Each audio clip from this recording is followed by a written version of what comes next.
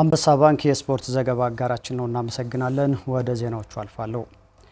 በኢትዮጵያ ታዳጊዎች ስልጠናና ምዘና ውድድር የተሳተፈው የአማራ ክልል ልዑክ ቡድን ባህር ዳር ከተማ ሲገባ አቀባበል ተደረገለት። በውስን የስፖርት አይነቶች ተሳትፎ በኦሎምፒክ ውድድሮች አጠቃላይ አሸናፊ የሆነው ልዑኩ አበረታች ውጤት ማስመዝገቡ ተነግሯል። ታሪኩ አይኔዋ አቀባበሉን ተከታትሏል።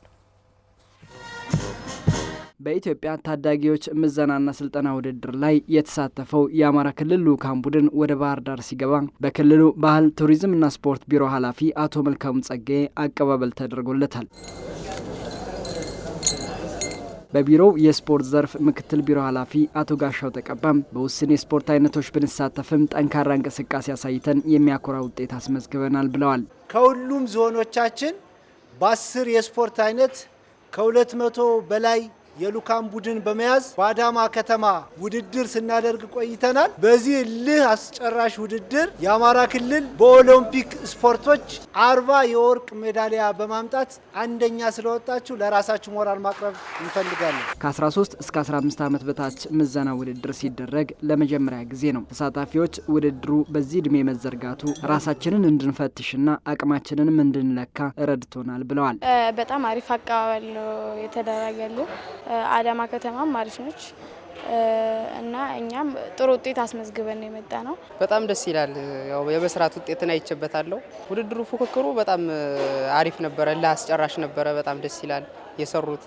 የሰሩት ማን እንደሰራ ማን እንዳልሰራ ምዘና መደረጉ ያንን ያሳውቆናል። በግሌ እኔ 5 ወርቅ 2 ብር 3 ናሳብቻለሁ። አሰልጣኞች ያሰልጠናቸው ልጆችን መለኪያችን ምን ያህል እንደደረሱ ማወቅ ይቻላልና ውድድሩ ምዘናው በጣም ቆንጆ ነው። በዚህ መቀጠል መቻል አለበት። የተሳተፍነው በሁሉም የስፖርት አይነት ሳይሆን በ10 የስፖርት አይነት ነው።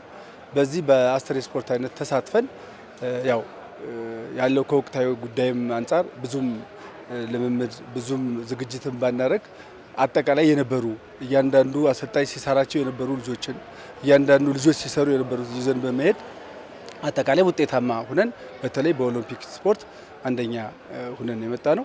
በፓራሊምፒክስ ደግሞ 3ኛ ሁነን እንደገና በዲፍ ኦሎምፒክ ደግሞ 3ኛ ሁነን የአማራ ክልል ባህል ቱሪዝምና ስፖርት ቢሮ ኃላፊ አቶ መልካሙ ጸጋዬ ስፖርት ሁለንተናዊ ፋይዳው የጎላ ነው ሲሉ ልዑካን ቡድኑ ያስመዘገበው ውጤትም እንደ ክልል የሚያኮራ ነው ያሉት። እንግዲህ ስፖርት የራሱ የሆነ ማህበራዊ፣ ኢኮኖሚያዊና ፖለቲካዊ ፋይዳዎች አሉት።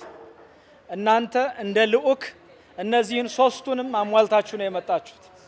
የመጀመሪያው ፖለቲካዊ ፋይዳው ስንወስድ ክልላችን አሁን ያለበት ሁኔታ ከጊዜ ወደ ጊዜ የሰላሙ ሁኔታ እየተስተካከለ የስፖርት ውድድሮች በተገቢ መንገድ የሚካሄዱበት አውድ እየተፈጠረ እናንተም ክልላችሁን ወክላችሁ ህዝባችሁን ወክላችሁ መሳተፍ የምትችሉበት አውድ መፈጠሩን አሳይታችኋል። ከዚህ በተጨማሪ ማህበራዊ ጉዳዩን ስንመለከት ደግሞ ከተለያዩ የሀገራችን አካባቢዎች ከመጡ ስፖርተኞች ጋር በፍቅር በጨዋነት በጥሩ ዲሲፕሊን እንደ አጠቃላይ የህዝብ ለህዝብ ትስስራችን እንዲጠነክር ኢኮኖሚያዊ ፋይዳው በቀጣይ ከዚህ ለሀገርም ለክልልም ተስፋ የሚሆኑ ስፖርተኞች ይወጣሉ።